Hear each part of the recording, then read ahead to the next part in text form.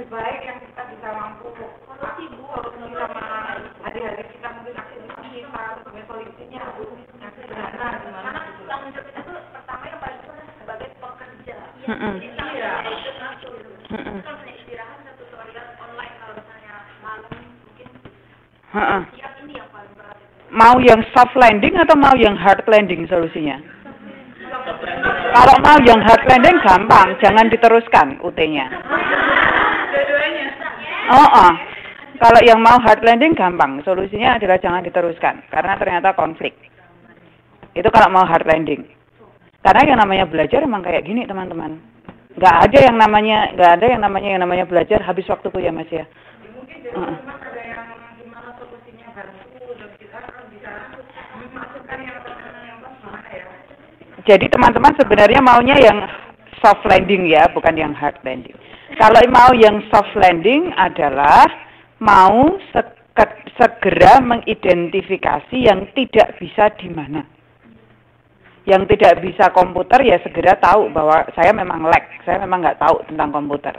Yang nggak bisa ngomong mensinkronkan antara yang di otak dan yang di tulisan ya harus segera tahu bahwa memang konslet antara otak sama jari saya gitu.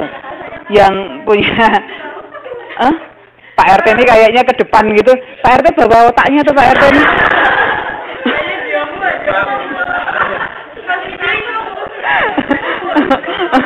Lah habis beliau ini sangat-sangat baik ya. Ada teman-teman yang bingung materi ini di mana terus di Facebook langsung dicantumkan, YouTube-nya ada di sini kan baik banget orangnya. Makanya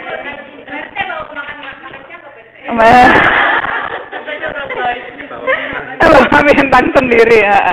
Jadi segera mengidentifikasi yang tidak tahu di mana. Kalau ada yang suka tidak bisa membagi waktu ya segera tahu bahwa masalah Anda adalah membagi waktu. Kalau menurut saya cara belajar itu dikembalikan kepada diri kita masing-masing. Kenapa bisa dikatakan demikian? Karena yang tahu kesibukan Anda semua itu adalah Anda sendiri. Iya. Jadi Anda yang memanage antara belajar, pekerjaan dan tanggung jawab terhadap bos. Jadi kalau saya mau kasih saran ke teman-teman, jadi semuanya dikembalikan kepada diri kita. Kalau kita ingin bisa ya belajar. Walaupun saya tantangannya sangat berat, pekerjaan banyak, bos begini, tapi kalau kita ingin tahu kita sangat besar, pastilah ada jalan. Bisa tengah malam kita belajar atau gimana. Oke. Jadi kuncinya dikembalikan kepada diri kita sendiri. Kembalikan pada dirimu sendiri. Yang tahu kesibukan kita di rumah majikan itu seperti apa, kita bukan orang lain. Jadi solusinya diri kita sendiri kalau manage. Oke, baik. Ketemu ya. Tahu, kembalikan pada diri Anda sendiri dan kemudian di manage. Tepat karena fakultasnya ekonomi, jurusannya manajemen. Nah. Tapi memang saya mau sharing sama teman-teman bahwa yang namanya belajar, mau jadi akademisi, itu bukan proses yang instan. Bukan sesuatu yang mak bendunduk tiba-tiba kita bisa menjadi sepintar Sri Mulyani, Budiono, terus siapa SBY pintar nggak ya? Ya boleh pintar deh gitu, apa Habibie gitu. Itu bukan proses yang saya ini pintar ngerjain anda gitu ya, belum pintar teorinya gitu. Dan itu bukan sesuatu yang bisa diraih secara instan, teman-teman. Di situ harus banyak yang dikorbankan, harus banyak yang diprioritaskan. Jadi ketika kemudian Anda memang merasa mendapatkan konflik, ya harus segera tahu masalahnya. Kalau misalnya itu masalahnya adalah apa, dan segera cari solusi. Kalau memang solusinya terkait dengan posisi Anda untuk memprioritaskan sesuatu, ya harus segera tentukan skala prioritasnya. Mau yang mana dulu?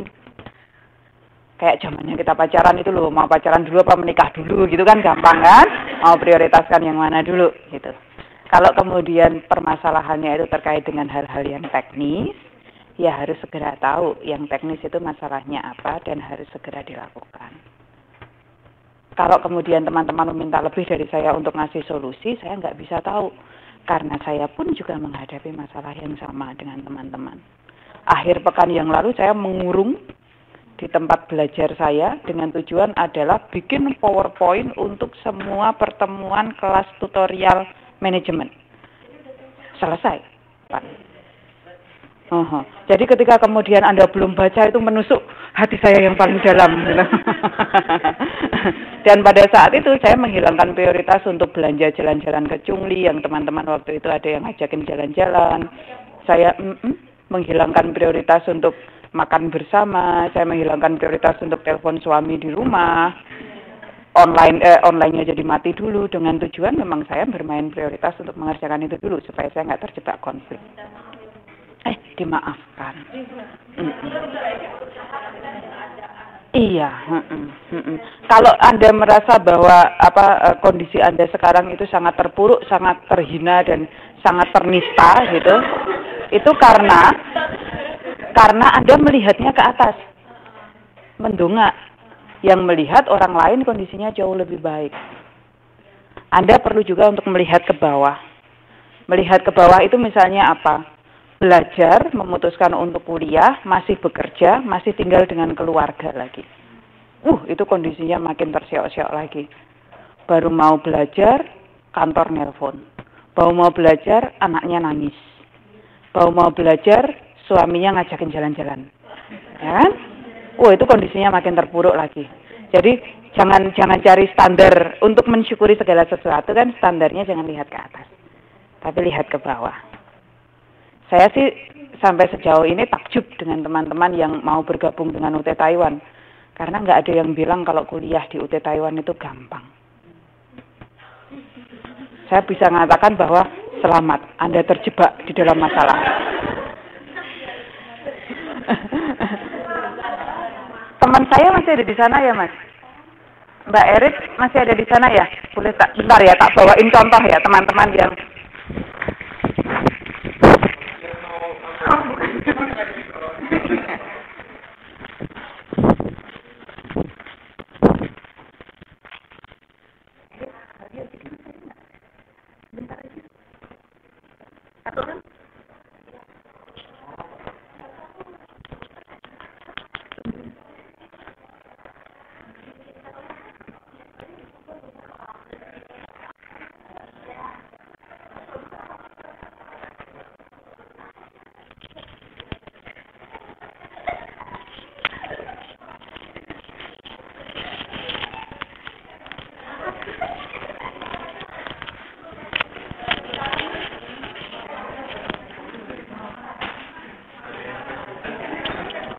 lebih enak Facebookan daripada ngerjain tugas gitu.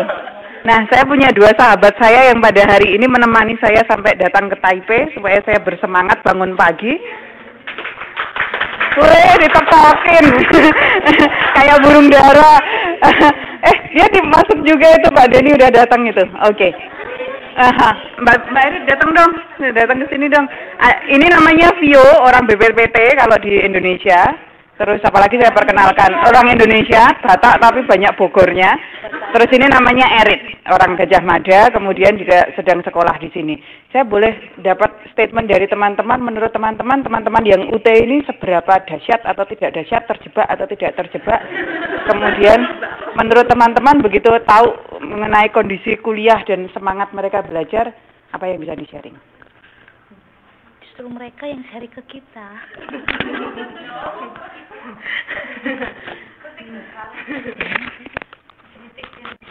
Bukan apa yang Mbak Vio rasakan setelah tahu bahwa kuliahnya kondisi begini dalam kondisi mereka bekerja dan lain sebagainya. Tetap masih mau kuliah. Ya bagus aja, walaupun ya fasilitasnya tidak seperti kelas pada umumnya, tapi kalau kalian semangat belajar, that's the point. Itu aja. Yakin nggak bahwa teman-teman ini bisa maju? Tanya mereka. Yakin Yakin nggak nggak bisa maju? Gimana caranya bisa maju? Belajar. Yang penting pelajarnya, bukan pengajarnya. Pengajar cuma support aja. Kan player utamanya kan pelajarnya. Dia gitu. Bukan mahasiswa UT loh. Tapi dia tahu bahwa kunci dari proses belajar mengajar itu tidak terletak kepada pengajarnya, tapi kepada pelajarnya. Jadi sama aja kan, kalau hari ini tidak baca modul adalah yang salah pelajarnya. Mbak Iris, nggak perlu ini.